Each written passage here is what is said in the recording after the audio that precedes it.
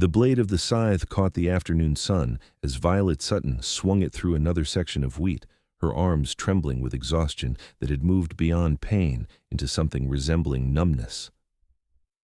She had been in the Kansas fields since before dawn, and the August heat of 1878 beat down on her like a blacksmith's hammer against an anvil, relentless and unforgiving.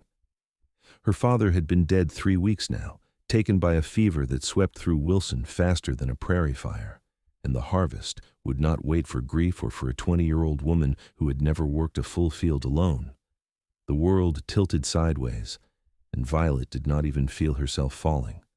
Lucas Ramsey had been watching the Sutton homestead from the ridge for the better part of an hour, his concerns growing with each passing minute. He had come down from his cabin in the Smoky Hills to trade furs and restock supplies, but the sight of a solitary figure working the wheat field in the worst heat of the day had caught his attention. When that figure suddenly crumpled like a puppet with cut strings, Lucas was already moving, his powerful legs carrying his 6'4" frame down the slope with surprising speed for a man of his size. He reached her in less than 2 minutes, his boots churning up dust as he dropped to his knees beside her. The woman was young, he realized, with dark hair that had escaped its braid and clung to her sweat-soaked face and neck. Her lips were cracked and dry, her skin flushed with dangerous heat. Without hesitation, Lucas scooped her into his arms, noting how light she felt despite being a woman grown, and carried her to the shade of the large oak tree that stood at the edge of the property. He laid her down gently on the grass, then ran to the well he had spotted near the house. The bucket came up full of cool water, and he grabbed the ladle hanging on the post before rushing back to her side. Lucas lifted her head carefully, supporting it against his knee as he brought the ladle to her lips. Most of the first attempt ran down her chin, but her throat worked reflexively on the second try, swallowing. "Come on now," he murmured, his voice rough from days of silence in the mountains. "That's it. Drink." Her eyelids fluttered, revealing eyes the color of storm clouds before they closed again. Lucas kept offering water in small amounts until some color began returning to her cheeks. He soaked his bandana in the cool water and pressed it to her forehead, then her neck, watching as she gradually came back to consciousness. Violet's first coherent thought was that she was dying and had somehow ended up in the arms of a bear. Her second thought, as her vision cleared, was that the man holding her was not a bear but might as well have been for his size. Broad shoulders strained against a worn leather shirt, and arms thick with muscle supported her as easily as if she weighed nothing at all. His hair was dark brown and hung past his shoulders, and a beard covered the lower half of his face, but his eyes were a startling clear blue that studied her with obvious concern. "Easy," he said when she tried to sit up too quickly. "You've been out cold for a few minutes. Heat got you." "The wheat," Violet said, her voice coming out as barely more than a croak. "I have to finish the wheat." "You will not be finishing anything if you kill yourself trying," Lucas replied, his tone firm but not unkind. "When did you last eat? Drink?" Violet tried to remember and could not. Yesterday? The day before?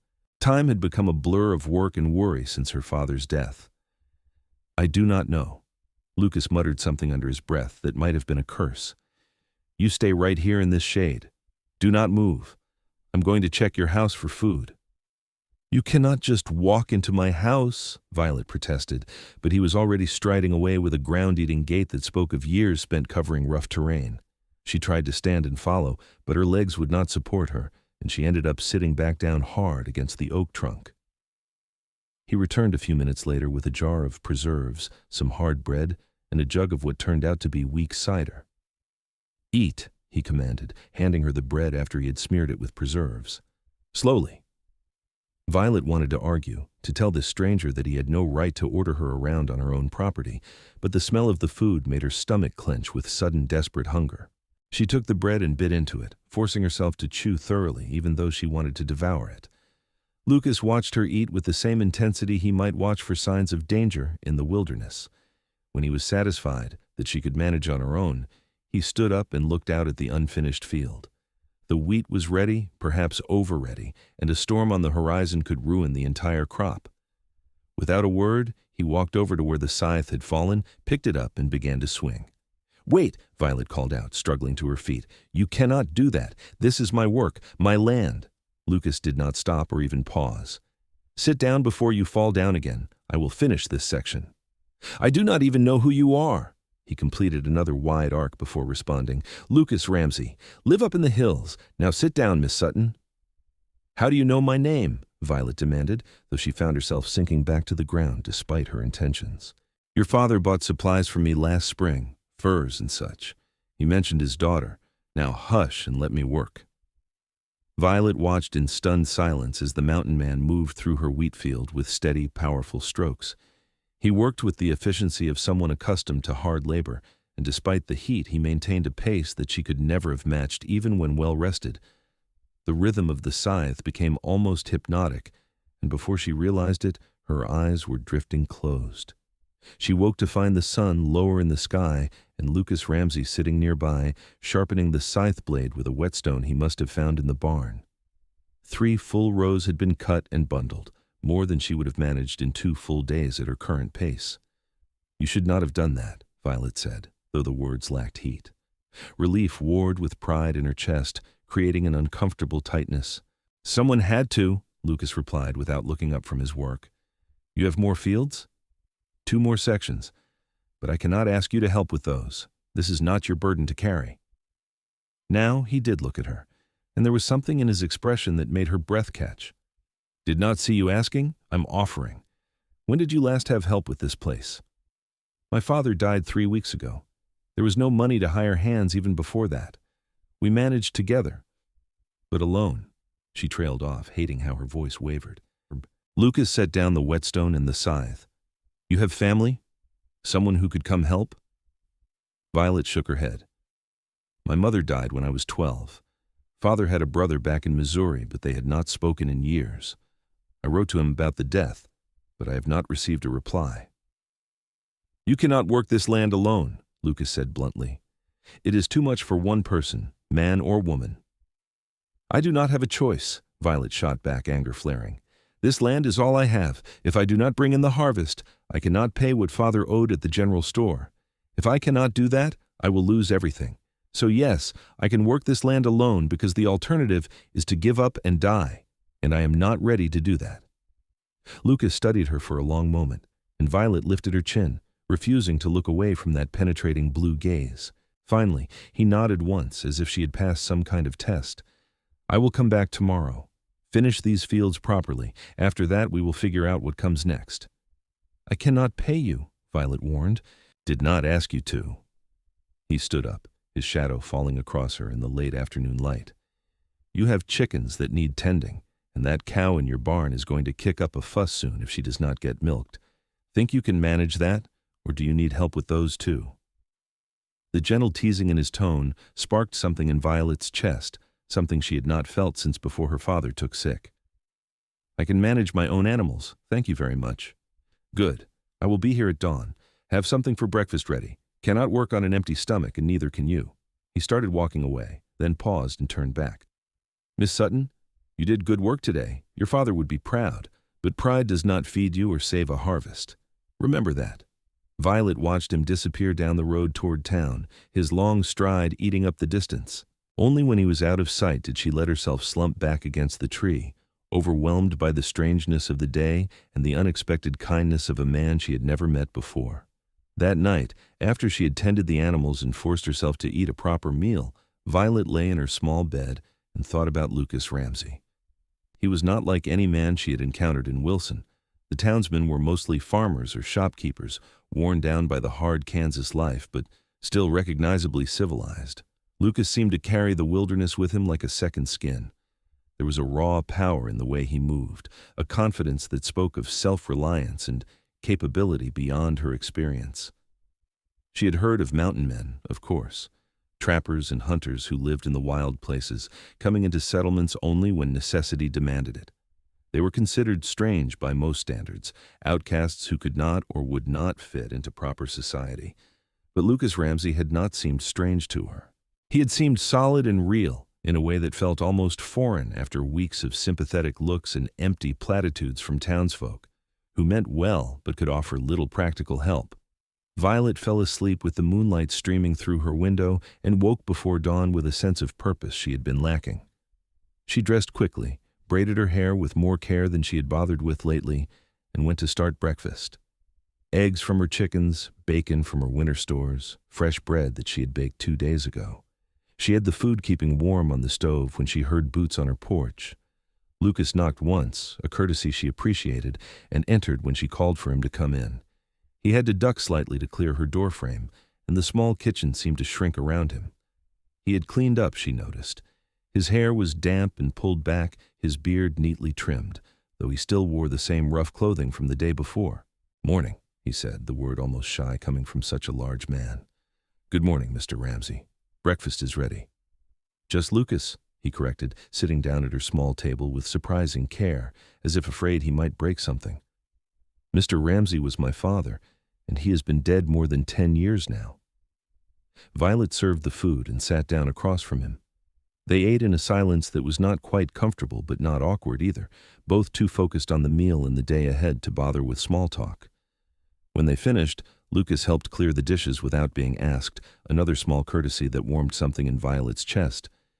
They worked the fields together that day, with Lucas insisting that Violet pace herself and take breaks in the shade.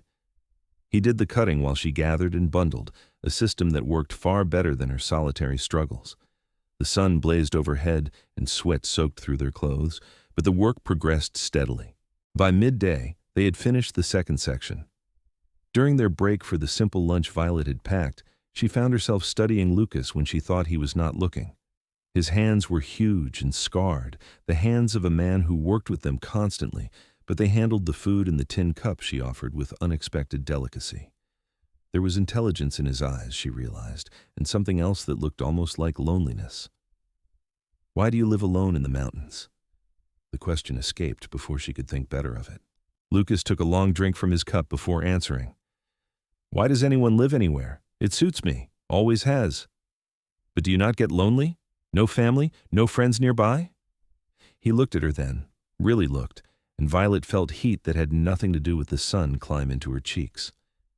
"Get lonely sometimes," he admitted, "but I get restless in town even faster. Too many people, too much noise, too many rules about how a man should live his life. Mountains do not judge. They do not care if you are proper or civilized. They only care if you are strong enough and smart enough to survive them." "And you are," Violet said softly. It was not a question. "I am still here, so I suppose I am." He stood up, brushing crumbs from his pants. "We should finish that last section before the day gets any hotter." They worked until sunset, and when the last of the wheat was cut and bundled, Violet stood at the edge of her field and felt tears prick her eyes. The impossible task that had loomed over her like an executioner's axe was complete. The harvest was in, or would be once the wheat dried and could be taken to the mill. "Thank you," she said, her voice thick with emotion. "I do not know how to repay you for this." Lucas shook his head. "Told you, I am not looking for payment." "Then why did you help me? You do not know me. You had no obligation." He was quiet for so long that she thought he might not answer.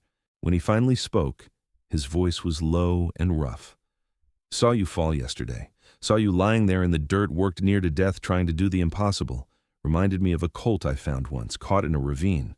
Fought so hard to get free that it was half dead by the time I reached it. Some things you help because you can, Miss Sutton, because leaving them to struggle alone is not something you can live with."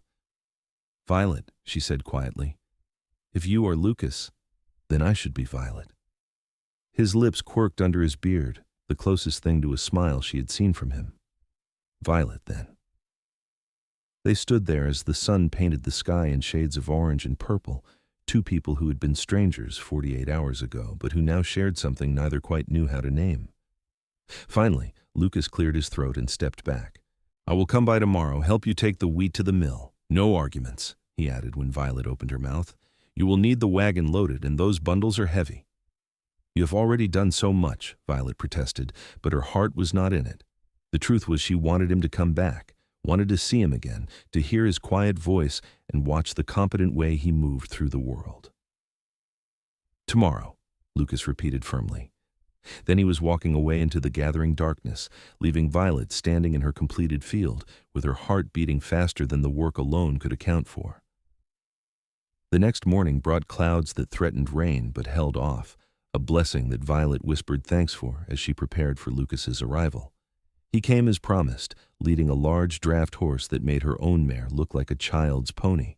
"Borrowed her from the livery," Lucas explained. "Your horse is good, but we will need the extra strength for a full load." They spent the morning loading the wagon, with Lucas doing the heavy lifting, while Violet arranged the bundles for the most efficient use of space. His strength was remarkable to watch. Bundles that she could barely drag, he lifted and tossed as if they weighed no more than pillows. By noon, the wagon was loaded and ready. The ride into Wilson was quiet, with Violet driving her wagon while Lucas rode his borrowed horse alongside. The town was small, barely more than a main street with buildings clustered on either side, but it was growing. More settlers arrived every month, drawn by promises of cheap land and new opportunities in the West. The mill was run by a man named Samuel Porter, who greeted Violet with sympathy that felt genuine. "Miss Sutton, I was so sorry to hear about your father. He was a good man." "Thank you, Mr. Porter. I've brought in the wheat harvest. Can you mill it this week?" Porter looked at the loaded wagon and nodded approvingly. "That's a good crop. Your father would be pleased. I can start on it tomorrow, have it ready by week's end." His eyes shifted to Lucas, who stood slightly behind Violet like a silent guardian. "I do not believe we have met." "Lucas Ramsey," Lucas said, not offering his hand. "Just helping Miss Sutton with the harvest." Something flickered across Porter's face, recognition perhaps, but he did not comment. "Well, Miss Sutton, I will send word when the flour is ready. You know the rate we agreed on with your father still stands." "Thank you," Violet said, relief making her shoulders relax. "That is very kind." As they left the mill, Violet noticed people watching them. Women whispered behind their hands, and men studied Lucas with expressions ranging from curiosity to suspicion. She was suddenly, acutely aware of how this must look. A young, unmarried woman with a strange mountain man working her land together, arriving in town side by side. Lucas noticed, too, his expression closing off in a way that made him seem remote and dangerous. "Should get back," he muttered. They returned the draft horse to the livery, where the owner took Lucas's payment with barely concealed disdain. Violet felt anger flare in her chest at the treatment, but Lucas seemed unbothered, or at least unsurprised. He helped her settle her own horse and wagon, then walked with her to the general store. Inside, Violet approached the counter where Thomas Mackenzie, the owner, kept his ledgers. "Mr. Mackenzie, I would like to know the balance on my father's account." Mackenzie pulled out the appropriate book and ran his finger down the page. "Let me see here. $14.30, Miss Sutton. That includes the supplies we extended on credit after your father took ill." $14. Violet swallowed hard. It was less than she had feared, but still more than she could pay immediately. "I will have the money once my wheat is milled and sold. Can the account wait until then?" Mackenzie hesitated, his eyes moving to Lucas. "Miss Sutton, I hope you will not take this the wrong way, but there has been some talk in town about you and this man. I would hate to see you taken advantage of during such a difficult time." "Taken advantage of?" Violet repeated, her voice going cold. "Mr. Ramsey has helped me bring in my harvest, nothing more. He has been a perfect gentleman and saved my farm in the process. I fail to see how that is anyone's business but my own." "Now, I did not mean any offense," Mackenzie said quickly, holding up his hands. "I'm just looking out for you, like your father would have wanted. My father would have wanted me to be grateful for help freely given and to judge people by their actions, not gossip and rumors." Violet straightened her spine, channeling every bit of her mother's dignity. "I will pay the account in full by month's end. Good day, Mr. Mackenzie." She turned and walked out with her head high, aware of Lucas following behind her. Once they were outside, she let out a shaky breath. "You did not have to defend me," Lucas said quietly. "People talk. It is what they do." "They had no right to suggest improper behavior when you have done nothing but help me," Violet replied fiercely. "I will not let small-minded gossips dishonor your kindness." Lucas looked at her with an expression she could not quite read. "You are fierce when you are angry, like a little wildcat." Despite everything, Violet felt a laugh bubble up. "A wildcat? I'm not sure whether to be flattered or insulted." "Meant it as admiration." He paused, then added, "I should probably not come around your place for a while. Do not want to cause you more trouble with the town." "Absolutely not." Violet said immediately, surprised by her own vehemence. "You will come by whenever you wish. This is still America, and I can choose my own company." Violet. "Besides," she interrupted, "I will need help when the flour is ready. It will need to be picked up and taken to market, and there is still work to be done on the farm before winter. Fences to mend, the barn roof to patch. If you are offering to help, I would be a fool to refuse out of concern for wagging tongues." Lucas was silent for a long moment, and Violet wondered if she had pushed too far. Then he nodded slowly. "Your barn roof does need work. I could come by next week, take a look at it properly." "Good." Violet felt heat in her cheeks but refused to look away. "Come for supper tomorrow night. It is the least I can do to thank you properly." "You do not owe me anything, Violet." "I know. I want to." Those 3 words hung in the air between them, weighted with meanings neither of them quite dared to examine too closely. Finally, Lucas nodded again. "Tomorrow, then. Sunset?" "Perfect." Violet spent the next day in a flurry of activity that had little to do with farm work and everything to do with the fact that Lucas Ramsey was coming to supper. She cleaned the house more thoroughly than she had since her father's death, scrubbing floors and washing windows until everything gleamed. She pulled out her mother's good dishes, the ones saved for special occasions, and polished them until she could see her reflection in the china.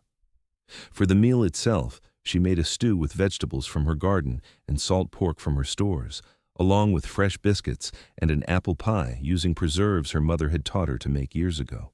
It was more food than she had cooked in weeks, and the act of preparing it felt almost ceremonial, like she was marking some kind of transition. Lucas arrived just as the sun was setting, and Violet's breath caught when she opened the door. He had cleaned up again, but more than that, he had changed clothes. Gone were the rough work garments, replaced by a clean shirt and pants that, while still clearly meant for rugged use, were well maintained and fit him properly. His hair was pulled back again, and his beard was freshly trimmed. "You look nice," Violet blurted out before she could stop herself. A flush crept up Lucas's neck, visible even above his beard. "Thank you. You look lovely." Violet had changed into one of her better dresses, a simple blue cotton that her mother had made her before she died. It was old-fashioned now, but it fit well and brought out the color of her eyes. "Come in. Everything's ready." The meal was one of the most pleasant evenings Violet could remember in months. Lucas was not a talkative man by nature, but he answered her questions about his life in the mountains with a quiet honesty that felt like a gift. He had been living alone for nearly 8 years, he told her, since his father died, and left him the small cabin and trap lines that had been the family business for 2 generations. "Do you ever think about leaving?" Violet asked, "starting over somewhere else?" Lucas considered the question carefully. "Sometimes. But the mountains are home. I know every ridge and valley for 20 miles in any direction, know where the streams run year-round and where the game paths cross. Starting over somewhere new means learning all that again, and I'm not sure I have the heart for it." "I understand that," Violet said softly. "This farm is the same for me. My parents built this place from nothing. Every fence post, every board in the barn, they put it there with their own hands. Leaving would feel like betraying their memory." "But," Lucas prompted, hearing something in her voice, "but sometimes I wonder what it would be like to see something beyond these fields, to travel even just a little. Father always said we would take a trip to Denver someday, but there was always too much work, never enough money." She shook her head. "It is silly, I know." "Not silly. Natural to want to see what is over the next hill." Lucas paused, then added, "I could show you the mountains sometime, if you wanted. They are beautiful this time of year." Violet's heart kicked against her ribs. "I would like that very much." They talked late into the evening, and when Lucas finally stood to leave, Violet walked him out to the porch. The night was clear and cool, a relief after the brutal heat of the preceding days, and the stars blazed overhead in a display that never failed to take her breath away. "Thank you for tonight," Lucas said. "Best meal I have had in longer than I can remember. Thank you for the company. I did not realize how lonely I had been until I had someone to talk to again." Lucas stepped closer, and Violet could feel the heat radiating from his body in the cool night air. For a moment, she thought he might kiss her, and her heart raced at the possibility. Instead, he reached out and gently tucked a loose strand of hair behind her ear, his calloused fingers surprisingly tender against her skin. "I should go," he said, his voice rough. but I will be back in a few days. Work on that roof." "I will be waiting," Violet whispered. She watched him disappear into the darkness, his form swallowed by the night, and pressed her hand to her chest where her heart was beating so hard it almost hurt. Something was happening between them, something that felt both terrifying and inevitable, like a storm gathering on the horizon. The next week fell into a pattern that felt almost domestic. Lucas came by every few days, sometimes staying for hours as he worked on various repairs around the farm, sometimes just stopping in for a meal and conversation. He fixed the barn roof as promised, replaced rotted fence posts, and helped her move the hay into the barn loft for winter storage. In return, Violet cooked for him, mended his shirts when she noticed they needed it, and found herself looking forward to his visits with an intensity that both thrilled and frightened her. They talked about everything and nothing. Lucas told her stories of his time in the mountains, of encounters with bears and mountain lions, of winters so harsh the snow reached the roof of his cabin. Violet shared memories of her parents, of learning to work the land at her father's side, of her mother's gentle wisdom and fierce love. They argued about books, both being surprised to find the other was well read, and Violet learned that Lucas had a sharp mind and a dry wit that emerged when he was comfortable. The town continued to gossip, of course. Violet heard the whispers when she went in for supplies, saw the disapproving looks from some of the more proper ladies. But there were others who seemed to understand, who greeted her warmly and did not pry. Sarah Mackenzie, Thomas's wife, pulled her aside one day at church. "Do not let the gossips bother you, dear," Sarah said kindly. "Anyone with eyes can see that Mr. Ramsey is smitten with you, and you with him. There's no shame in finding happiness after loss." "We are just friends," Violet protested weakly. Sarah gave her a knowing look. "Of course you are, dear. Just friends who look at each other like the sun rises and sets on the other's say-so. I've been married 25 years, Violet. I know what love looks like when I see it." Love. The word echoed in Violet's mind for days after that conversation. Was that what this was? This constant awareness of Lucas when he was near, this ache when he was gone, this feeling that the world was somehow more vibrant and real when he was in it. She did not have an answer, but she thought about it constantly as August faded into September and the Kansas heat finally began to ease. Her wheat had been milled and sold, allowing her to pay off her father's debts with enough left over to see her through the winter if she was careful. The farm was in better shape than it had been in years, thanks to Lucas's help. She should have been content, but instead, she found herself restless, always listening for his footsteps, always waiting. Lucas was struggling with his own revelations. He had come down from the mountains that day, intending to trade his furs and return to his solitary life as quickly as possible. Instead, he had found himself drawn into Violet Sutton's orbit like a moth to flame, and he was not sure he knew how to escape, not sure he wanted to. She had gotten under his skin in a way no one ever had before. He found himself thinking about her at odd moments, wondering what she was doing, if she was eating properly, if she was safe. He made excuses to visit, repairs that did not strictly need doing, errands that took him past her property. And every time he saw her, with her storm-gray eyes and her quiet strength, he fell a little harder. It terrified him. Lucas had been alone by choice for so long that he had forgotten what it felt like to care about someone, to have someone care about him in return. The vulnerability was almost painful, but worse than the fear was the thought of leaving, of going back to his cabin and never seeing Violet again. That was unthinkable now. He was working on her front porch steps one crisp September afternoon, replacing boards that had rotted through, when Violet came out with 2 cups of coffee. She sat down beside him, close enough that their shoulders almost touched, and they sipped in companionable silence. "Winter will be here before long," Violet said eventually. "You will be heading back to the mountains." "Planning on it," Lucas agreed, though the words felt wrong in his mouth. "How long will you be gone?" "Usually do not come down until spring thaw. Mountains get snowed in pretty solid." Violet was quiet, staring out at her fields. "That's a long time." "It is." "Will you write to me?" "The mail writer makes it through most of the winter, even when the snow is bad." Lucas set down his coffee and turned to look at her properly. "You want me to write to you?" "Yes." Violet met his gaze steadily. "Unless you would rather not, I just thought it would be nice to know you were well, to have some connection through the winter." I'm not much for letter writing, Lucas admitted. Never had anyone to write to before. Neither have I. We can be terrible at it together. He found himself grinning, a real smile that felt strange on his face after so many years of solitude. All right then, I will write. Cannot promise it will be pretty, but I will write. Good. Violet smiled back and Lucas felt his heart turn over in his chest. They sat there on the porch steps as the afternoon sun slanted across the farm, neither quite willing to break the moment. Finally, Violet spoke again, her voice soft and hesitant. Lucas, can I ask you something? Anything. Why did you really help me that first day? The truth, not the story about the colt.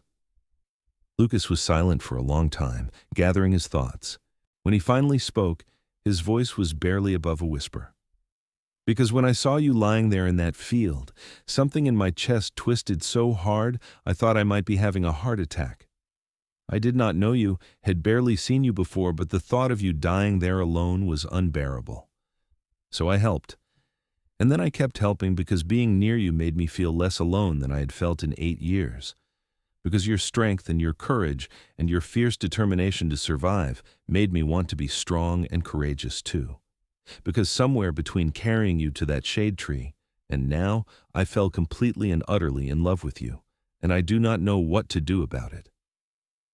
The words hung in the air between them, raw and honest and terrifying. Violet's hand found his, their fingers intertwining, and when she spoke, her voice shook with emotion. You could kiss me. That would be a start. Lucas turned to her slowly, hardly daring to believe what he was hearing. Violet, kiss me, Lucas, please. He cupped her face in his large hands, his thumbs brushing across her cheekbones with exquisite gentleness, and leaned in. Their lips met softly at first, tentative and sweet, but the kiss quickly deepened as 8 years of loneliness and weeks of growing attraction caught fire between them. Violet's arms came up around his neck, and Lucas pulled her closer, drowning in the taste and feel of her. When they finally broke apart, both breathing hard, Lucas rested his forehead against hers. I love you, he said again, the words coming easier now. God help me, I love you so much it scares me. I love you too, Violet whispered. I think I have since that first day, when you carried me to the shade and then finished my work without asking for anything in return.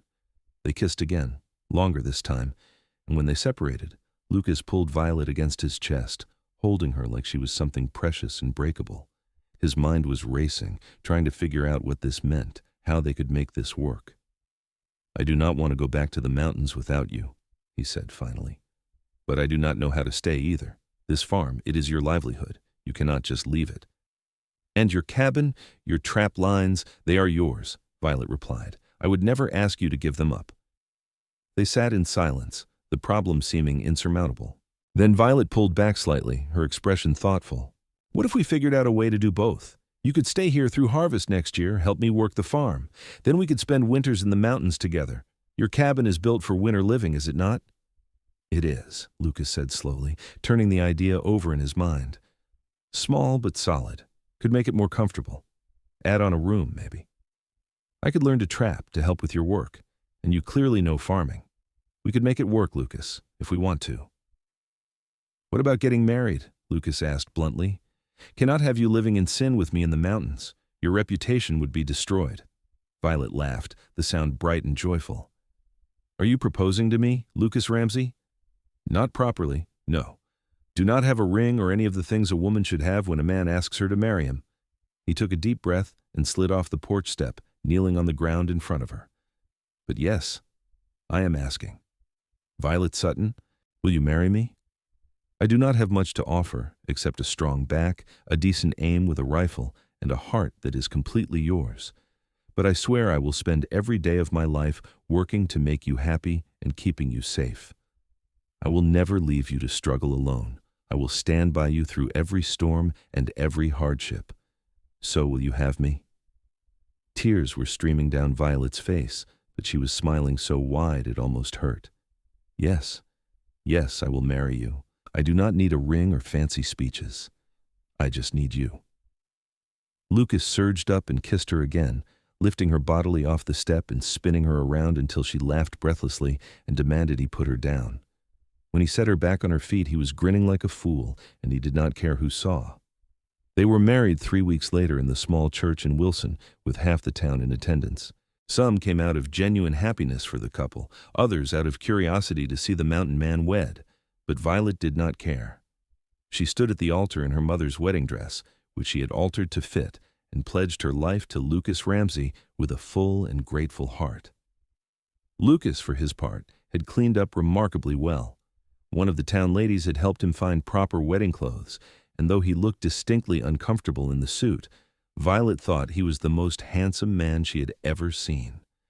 When he said his vows, his voice was clear and strong, and when he kissed her as a husband and wife, the entire congregation applauded. The celebration afterward was held at Violet's farm, with tables set up outside and food provided by neighbors who had pitched in. Lucas stayed close to Violet's side the entire time, his hand finding hers whenever they were separated, his eyes always seeking her out in the crowd. He was not a man comfortable with large gatherings, but he endured it for her, and Violet loved him all the more for the effort. As the sun was setting and the last of the guests were departing, Sarah Mackenzie pulled Violet aside for a tight hug. "I am so happy for you, my dear. You deserve this happiness. Thank you for everything, Sarah, for your kindness when others were less charitable." "Nonsense. Anyone with sense could see what you two were to each other. Now you go enjoy your wedding night. You have earned it." Violet blushed crimson, but she was smiling as she returned to Lucas's side. They saw off the last guest together, then stood hand in hand, looking at the farm that was now truly theirs together. "Are you happy?" Lucas asked softly. "Happier than I ever thought possible," Violet replied honestly. "Are you? No regrets about giving up your solitary life?" "Not even one. Turns out being alone was not nearly as appealing as I thought once I met you." He lifted her hand and pressed a kiss to her palm. "Ready to go inside, Mrs. Ramsey?" Violet's breath caught at the sound of her new name. Yes, I am." Their wedding night was tender and sweet, two people learning each other with patience and care. Lucas was gentle with her, mindful of her inexperience, and Violet responded with a passion that surprised them both. When they finally fell asleep in each other's arms, both were certain they had made the right choice. The next few weeks were a period of adjustment as they learned to live together as husband and wife. Lucas was not accustomed to sharing space or considering another person's needs and preferences, but he worked at it with the same determination he brought to every task. Violet, in turn, learned to appreciate his quiet presence and his practical approach to problems. They worked the farm together, preparing it for winter. The harvest from the kitchen garden was preserved, the animals were seen to, and firewood was cut and stacked. Lucas also spent time teaching Violet skills she would need in the mountains, how to read weather signs, how to identify edible plants, how to handle a rifle properly. "You are a natural shot," he told her one afternoon after she hit her target 3 times in a row. "Better than most men I have known. My father taught me when I was young, said a woman alone needed to know how to protect herself and put food on the table." Violet lowered the rifle and looked at him. "Do you really think I will be able to handle mountain life? It is so different from everything I know." "I think you can handle anything you set your mind to," Lucas replied firmly. "You brought in a harvest that would have broken most people. You survived loss and kept going when others would have given up. The mountains are hard, yes, but you are harder. And you will not be alone. We will face it together." Those last 4 words became something of a mantra for them over the following months. When the first snows came in late November and they packed up the house to head into the Smoky Hills, it was together. When they arrived at Lucas's cabin and Violet saw how truly remote and isolated it was, Lucas held her hand and reminded her they were together. When the deepest winter set in and the snow piled so high they could barely see out the windows, they kept each other warm and entertained together. The cabin was small, as Lucas had warned, but it was sturdily built and surprisingly cozy. Lucas had spent weeks before their marriage adding on a bedroom and making improvements, and Violet had brought what furniture and supplies they could carry. By the time they settled in for the long winter, it felt like home. Violet learned to trap alongside Lucas, her smaller hands proving surprisingly adept at setting the delicate mechanisms. She learned to cure pelts, to to cook over the fireplace when the stove was not sufficient, to read the mountain weather. Lucas taught her to snowshoe and how to find her way through the wilderness using landmarks and instinct. In turn, Violet taught Lucas things he had forgotten in his years alone. She insisted they observe Christmas properly, with decorations made from pine boughs and a special meal. She read aloud to him in the evenings from the books she had brought, her voice bringing warmth to the small cabin. She reminded him that life was about more than just survival, that there was joy to be found in simple moments of connection and beauty. On the coldest nights, when the wind howled outside and the temperature dropped to dangerous lows, they huddled together under piles of furs and quilts, sharing body heat and whispered conversations. Lucas would stroke Violet's hair and tell her stories of his childhood, of his mother who had died when he was young, and his gruff father who had loved him in his own rough way. Violet would tell him about her dreams for the farm, for the life they would build together, for the children she hoped they would have someday. "How many children do you want?" Lucas asked one night, his hand splayed across her flat stomach. "At least 2. I hated being an only child. You?" "As many as you will give me. Always wanted a big family, even when I thought I would spend my life alone." "We will have to add on to the farmhouse," Violet mused, "another bedroom or 2. Maybe build a proper parlor. And expand the cabin up here. If we're going to keep spending winters in the mountains, children will need room to run around, even in winter." They dreamed together in the darkness, painting pictures of a future that felt both distant and achingly close. By the time spring thaw came and they made their way back down to Wilson, Violet was pregnant with their first child. The return to the farm was bittersweet. Violet was glad to be back in the place she had grown up, but she found she missed the mountains more than she had expected. The quiet intimacy of the cabin, the raw beauty of the wilderness, the feeling of being completely alone with Lucas in a world of white, all of it had worked its way into her heart. "We will be back next winter," Lucas reminded her as they began the work of spring planting. "This is not goodbye to the mountains, just see you later." "I know, and I'm happy to be here too. But I understand now why you love it up there so much. There is a freedom in the mountains that you cannot find anywhere else." Lucas kissed her temple, his hand resting protectively on her still small belly. "You are remarkable, you know that?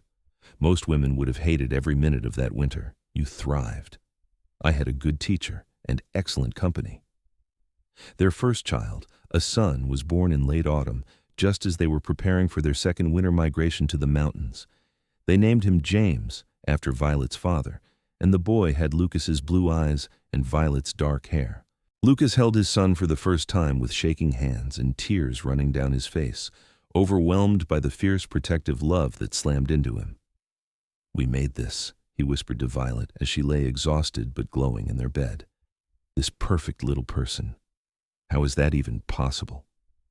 "Love and biology," Violet replied with a tired laugh, "but mostly love." They delayed their trip to the mountains that year until James was strong enough to travel, finally making the journey in late December. The cabin, which had felt cozy for 2, was cramped with 3, but they managed.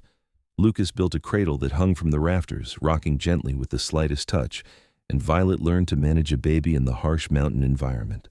It was hard, much harder than their first winter alone, but there were moments of such pure joy that Violet thought her heart might burst. Watching Lucas with their son, seeing this giant of a man handle the tiny infant with infinite tenderness and patience, made her fall in love with him all over again. And Lucas, for his part, was in awe of Violet's strength and capability. She managed motherhood and mountain life with equal grace, never complaining about the hardships, always finding reasons to smile. The years that followed fell into a rhythm that suited them both. Springs and summers were spent on the farm, planting and growing and harvesting. Autumns were for preparation, for putting up stores and making repairs. Winters were spent in the mountains, trapping and hunting and living a simpler, quieter life. Their family grew, adding a daughter they named Elizabeth 2 years after James, and then another son, Robert, 2 years after that. The farm prospered under their joint stewardship. Lucas's strength and skill complemented Violet's knowledge and determination, and together they turned her modest homestead into one of the most productive properties in the area. They added onto the house as planned, building a proper second story with bedrooms for the children and a parlor where Violet could entertain the friends she had made in Wilson. The mountain cabin also grew, gaining rooms and improvements until it was a true home rather than just a shelter. The children thrived in both environments, learning to farm in the summer and trap in the winter, equally comfortable in society and solitude. Lucas never lost his fundamental nature. He was still quiet by preference, still more comfortable in the wilderness than in town, but he learned to navigate social situations for Violet's sake. The people of Wilson grew accustomed to the mountain man who appeared each spring with his family, and most came to respect him for his work ethic and his obvious devotion to his wife and children. On their 10th wedding anniversary, Lucas surprised Violet by taking her to Denver for a week, leaving the children with Sarah Mackenzie. It was the trip Violet had dreamed of as a girl, and Lucas had saved for months to make it happen. They stayed in a real hotel, ate in restaurants, and attended a theater performance that left Violet speechless with wonder. "This is incredible," she told Lucas as they walked back to their hotel after the show. "I never imagined anything like this." "You deserve incredible things," Lucas replied, tucking her arm through his. "You took a lonely mountain man and gave him a family, a home, a reason to wake up smiling every morning. A week in Denver is the least I can do. You make it sound like I did you some great favor. Lucas, you saved my life. If you had not helped me that day, I would have lost the farm. I might have died. Everything good in my life now exists because you cared enough to stop." Lucas stopped walking and pulled her into his arms right there on the Denver street, not caring who saw. "Then we saved each other. Because I was barely living before I met you, just surviving day after day with no purpose beyond getting through to the next one. You gave me purpose, Violet. You gave me everything." They kissed there under the Denver streetlights, two people who had found each other against all odds and built a life more beautiful than either had dared to dream. The years continued to pass, marked by the changing seasons and the growth of their children. James grew tall and strong like his father, with the same quiet competence and love of the wilderness. Elizabeth was fierce and determined like her mother, with a sharp mind and sharper tongue. Robert was the peacemaker, charming and diplomatic, equally loved in town and mountains. There were hard times, of course. A drought one year that nearly destroyed the crop, a winter in the mountains so brutal that they were trapped in the cabin for weeks with dwindling supplies. The death of Sarah Mackenzie, who had been such a good friend to them both. But they faced each challenge together, their love and partnership only growing stronger with each obstacle overcome. When Violet turned 40, Lucas surprised her again, this time with a gift he had been crafting in secret for months. It was a book, hand-bound, filled with his careful writing. She opened it to find their story, every detail from the day they met to the present, written in Lucas's plain but heartfelt style. "I wanted you to have it," he explained as Violet read with tears streaming down her face. "So our children and their children will know how we started, how their mother was the bravest, strongest woman I ever met, and how their father was the luckiest man alive. Lucas, this is beautiful. I had no idea you had been writing all this. Been working on it for 5 years. Every winter when the nights were long and the kids were asleep, I would write. Wanted to get it right." Violet closed the book and held it to her chest. "It is perfect. You are perfect." "Not even close," Lucas disagreed with a smile, "but I am perfect for you, and you are perfect for me. That is all that matters."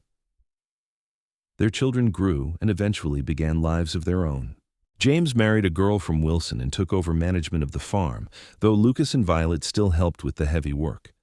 Elizabeth shocked everyone by becoming a teacher, using the education her mother had insisted she receive to help other children learn.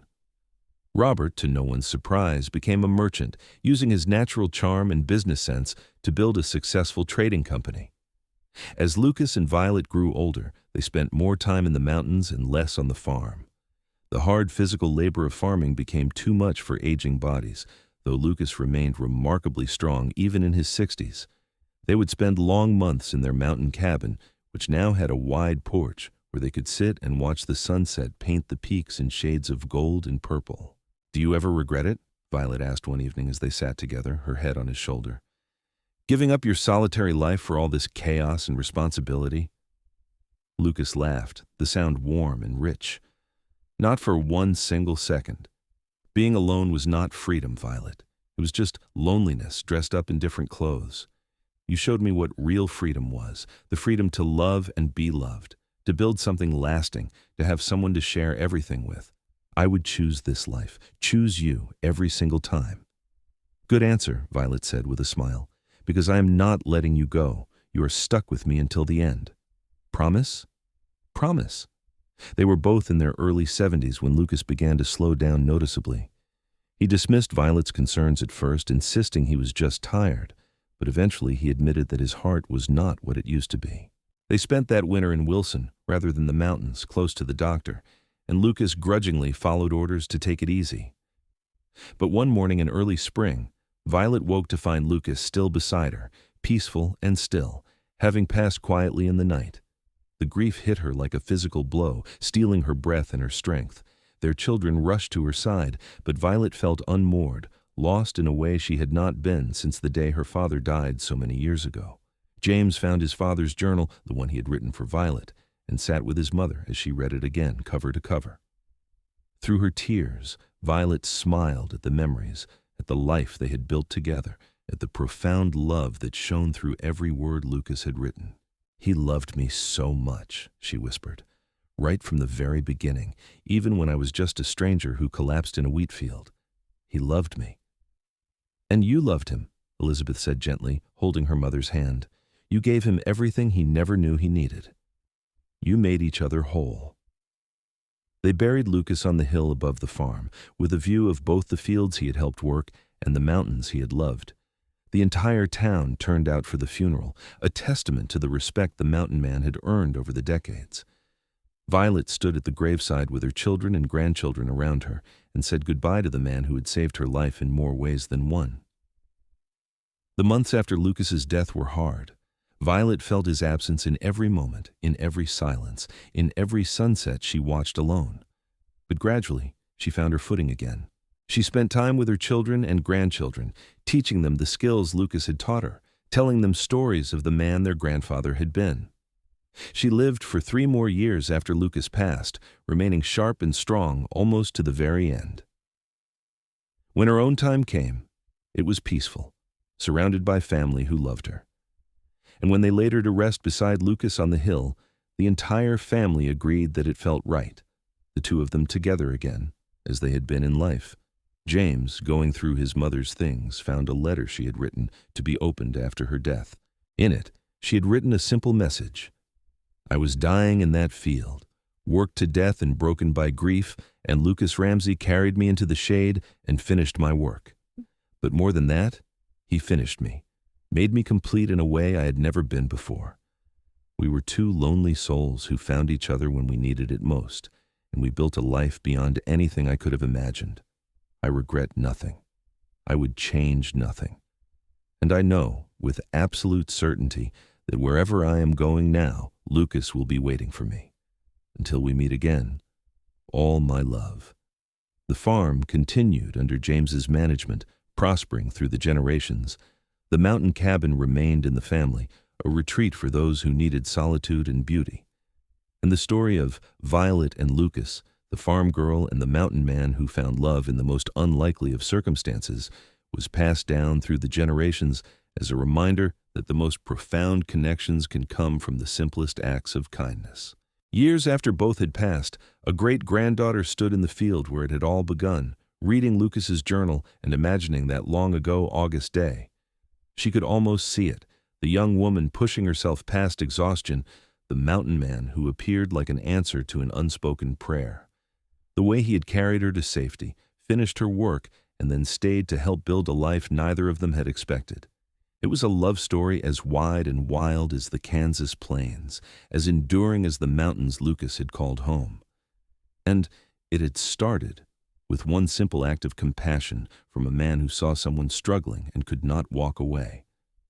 Sometimes, she reflected, that is all it takes to change the course of a life. One person caring enough to stop and help, one person strong enough to accept that help, one moment of connection in a world that could be harsh and lonely.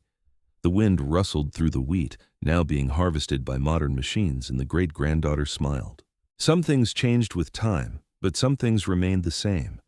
The land endured, the mountains stood eternal, and love, when it was true and deep and real, lasted forever. Violet and Lucas had proven that, living a lifetime together that started with exhaustion in a field and ended with peace on a hill overlooking everything they had built together. Their story was not one of grand gestures or dramatic declarations, though there had been moments of both. It was a story of daily choices, of two people who woke up each morning and chose each other, who faced challenges together and celebrated victories together, who built something lasting through love and hard work and unwavering commitment. In the end, that was what mattered most. Not how they met, though that was remarkable. Not where they lived, though both the farm and the mountains held their own beauty. What mattered was that they found each other, that they chose each other, and that they built a life together that echoed through generations. A life that started when a mountain man saw a woman drop from exhaustion in a field, carried her to shade, and finished her work, never knowing that in saving her, he would save himself as well. The sun set over the Kansas plains, painting the sky in brilliant shades of orange and gold, and the great-granddaughter closed the journal. She looked toward the hill where her ancestors rested side by side and sent up a silent thank you for the legacy they had left behind. A legacy of love, of strength, of two people who proved that sometimes the best things in life come from the most unexpected places, and that true love, when you find it, is worth every challenge, every sacrifice, every moment of fear and uncertainty. Because in the end, love wins. It always had, and it always would. And somewhere, beyond the veil of years and mortality, Violet and Lucas Ramsey walked hand in hand through fields of gold and mountains of silver, together for eternity, just as they had promised each other so many years ago. Together until the end and beyond.